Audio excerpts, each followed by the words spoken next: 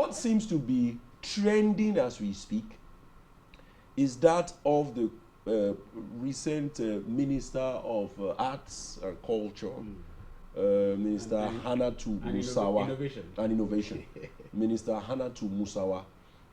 Now there was an accusation that she was given a ministerial position while she was serving. It first started as a rumor. Then the Writers Association wrote in a statement clearly. And at that point, she didn't have any other excuse but to come out to either debunk or agree. But she came in a different style now, saying, yes, I am serving. Initially, my deployment was 2001, which by my poor arithmetic should be about 22 years ago, which is almost 30 years, you know, the mandatory 30 years. And then she's saying there's nothing wrong in serving NYSC, and there is no part of the Constitution that says you cannot be, you know, appointed to serve as a politician or as a public office holder while during service. I want to leave you to, first of all, make sense of it. Some things are very difficult to make sense of. Well, because I am a situation room person. That's why when people are going on campaigns, I normally say, it's not everybody should be in the field.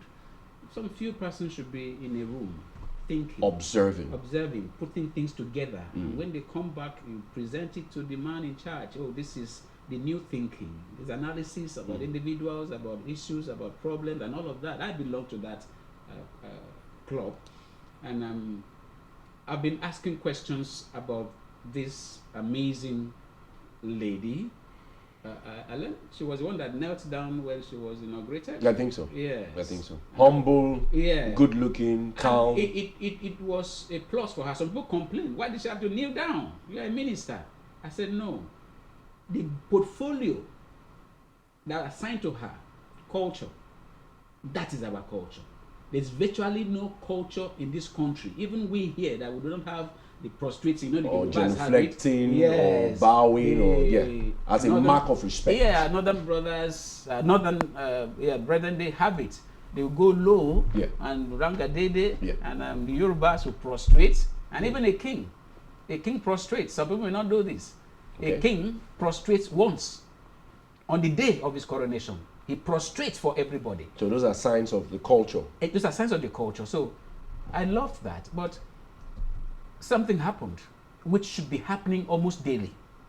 Huriwa, Human Rights Writers Association, now made a statement which made her to possibly put up a team of lawyers to advise her that you need to do a press statement that, yes, I've admitted. Huriwa said, this minister is a serving copper, or you call member. And this is strange. It has never happened in the history of this country. And even the NYSC, from what I've learned, the director said she has contravened the act establishing NYSC. And she made a written official statement that she has not contravened any law. She's 8 months into her service, and then just 4 months more to go. Ministerial amendment comes. Yeah. So there's a trending conversation. There's conversation somewhere. We heard that she was posted to Akwa Ibom State, and she applied 2001, and she deployed back to Kaduna. And unfortunately, 2001 is not 2021. No, it's not. 22 years after. Along the line, she had discovered that, well, those that are behind her said, prepare yourself. You are likely going to be a minister appointed. So she but these are just mere theories. We need to think ahead. Because we're not saying that he's serving, he just started serving, or it's just 3 months into service. It's 8 months. 8 months plan is ahead. 8 months is not too long. When you get into elections, you know the strategies, you know who is going to nominate who from where. 8 months ago, we were still talking about elections. So it will be unfair. Okay, it will be unfair. Let's leave that side. not a matter of being unfair. The reality is that there is an ongoing conversation, which was even shared on a radio station, that she got redeployed. And finally, she traveled outside. And maybe never served. 22 years later? And when she needed the certificate, she now did an affidavit that that certificate was burnt during a fire outbreak. Okay. Unfortunately for her, NYSC looked through. They asked her, where did you serve? No idea of where she even did her primary. Because the truth is, she didn't serve. That is the issue. Yeah. No documents. Until finally, to cut the whole story short, Yeah. I learned on a radio station, NYSC now discovered that she did not even collect her discharge certificate. Which means she did not serve. Which means, so that also brings NYSC into question. How can somebody I like that. who did not go through the process of clearance and everything have her certificate written and kept, and the person got so confused and declared it was burnt? Now NYSC found it, and they said, since you had declared on oath the thing was burnt, that means you were issued a certificate. We won't give you. Not serve. We won't give you this discharge certificate. You have to serve again. As proof. Not just as proof. Once you are 30, you are not to serve. You collect an exemption. So what is it really? What can be done to correct such anomaly that somebody, I don't know her age now, but I'm sure she's in her 40s or thereabout. No, it's simple. We remember that when the president listed the nominees, the youngest amongst them were about 35, 36. No one was less. Exactly. Which, and I'm talking Dr. Beta Edu, Stella Kotete. Stella is the youngest. Bosun Tijani in his mid-30s. So I don't think anybody was younger. Exactly. So even a rough arithmetic shows that she's already above 30 years. Exactly. If you even count from 2001, let's even assume she graduated, she was the youngest, she was maybe 18 or 17. 22 years later, she's now serving. So ideally, she has even contravened the laws. Because once you exceed 30, by NYSC rules and laws, you ask for an exemption and not serve. So I quite agree with you. Exactly. So NYSC has questions to answer where she served and the person that did the clearance enough for her. Imagine people that go to serve who have issues. They either have their service year extended, or serve whatever other punishment. So why would somebody who did not even know where she served did their primary assignment? Because she didn't serve. So I don't see this conversation dying down anytime soon, because NYSC will have to come clean. Yes. She herself will have to come clean. And the legal framework establishing NYSC Act, which is overdue for review, must be brought on the front burner. Just like you raised, two of the actions or two of the statements she's made now are even a little bit contradictory. If she said that she didn't serve complete 2001 because she had family exigencies and she went back, and then initially you raised issues that there were discussions on radio that she swore to the fact that her certificate was burnt, that's already two contradictions. Exactly. So that means the last is yet to be heard about. At all, and it should not be heard. And I commend Huriwa. They should dig deeper. There are some civil society groups and human rights bodies who are out to do dirty jobs for those in government. I've come close to one of them.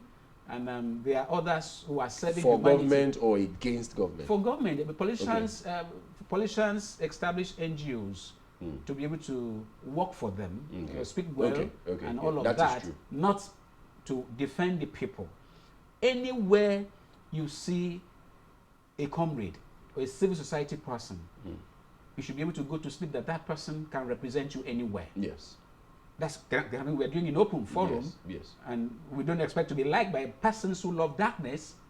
But where you find that others that should be doing the same thing, like all these, the MBAs we talked about, ASU, NLC, they are representing the people. That is why I have advocated that going forward, whosoever will emerge as NLC chairman must be well screened, because the person is not just speaking for workers.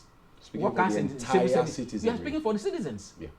Yes, because discover that those are the menstrual elections, political, whatever parties, once they get there, they now turn to emperor. So you must have people that engage leaders at that level on behalf of citizens. Citizens. I commend Huriwa, and I challenge other civil society groups, like the issue I've just brought to the table now. Some person might not even be aware. So it's subject for us to find out. Did she ever at a point say, oh, the certificate was burnt when there was fire outbreak that gutted everything, and when we went to apply, they did not see her record, and then finally one thing led to another, and they saw that the certificate was there, but they said, we won't give you. What kind of, it looks like a joke. Yeah. There's something wrong somewhere. Okay, but in addition now, she also claimed, according to her, because just like you had said, she probably would have sought advice from legal minds. Naturally. And then she's saying there is no clear place in the Constitution that states that while you are serving, you cannot take appointments in public office. I find that a little bit off. No, don't find it off. When somebody throws up a new idea, it's good to discuss it. Because it could also be that our constitution may have a lacuna in that area. Yes. It could be ambiguous in that area. One, because you said it with confidence. You know that nobody who has graduated can gain employment into the state civil service or federal civil service or even in some corporations without the certificate and then either discharge or exemption certificate from the NYSC. Exactly. So if you cannot gain employment as even a level 8 or level 9 officer, what makes you think you should be the boss of professionals you're going to work with in the ministry if you are given political appointment? Interesting. So, interesting. She also mentioned that there is no part of the appointment into public office that requires that you show your NYSC certificate. Not even your certificate. She said so. Yes, she said so. So we may have problems with our rules, with our constitution. No, we don't have problems with our rules. Think so? You know, every day things evolved. There are ideas you get conscious of today which you were not before now. Okay. So her coming on board has thrown up very germane issues for discussion.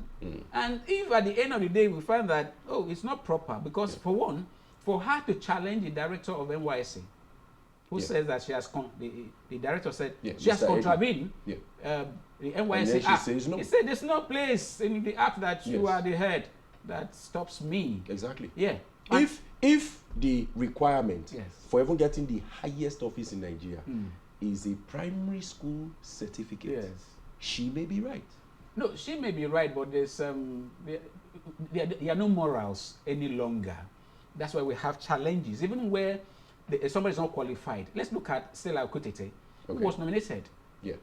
Executive Director of Nexim Bank. You know the qualification, we discussed that here.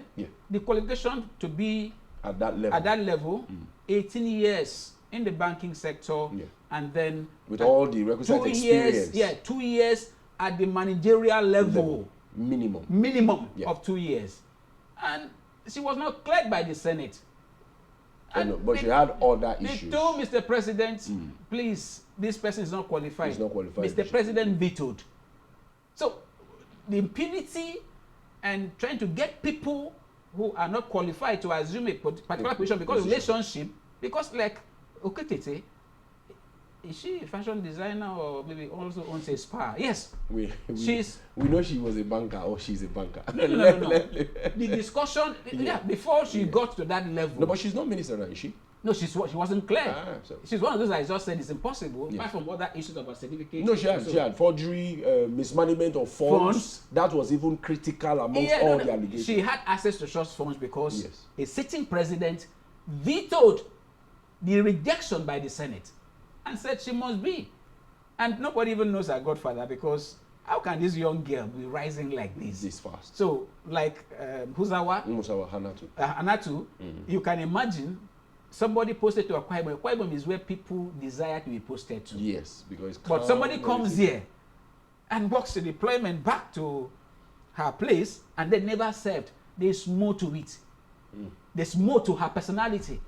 And that's the same consciousness that has thrown her to becoming a minister of the Federal Republic without the So in your own opinion, you're so sure there are some high powers that are shielding her and pushing her up? No, they're not even shielded. They don't care about whatever we consider as standards, because what matters is that she needs to occupy that position. And don't be surprised if she's kept there until Horiwa and other human rights organizations, civil society, not just mount, bring out the facts.